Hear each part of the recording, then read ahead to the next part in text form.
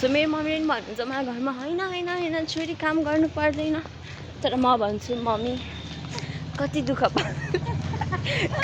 पाउनुहुन्छ जीवनमा, म छु नि त भन्छु। अनि सबै काम मै हो गर्ने।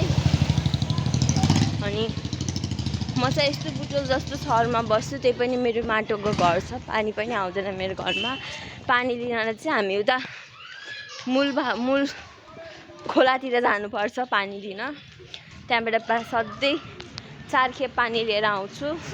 लगभग 4 घन्टा त त्यही लाग्छ। त्यसपछि खाना पकाउन थाल्छु, सबै गर्छु। पढ्न पनि म अत्याधिक रूपमा च्यालेन्ज हो।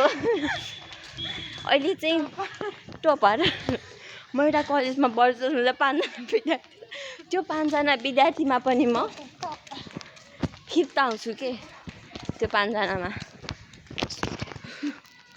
सोच्नुहोस् म कतिको टपर छु भनेर। सो जीवन चाहिँ ओए के मलाई खानै भनेको हो त रानी महलले। So this is exactly what I was talking about Rani Mahal food court.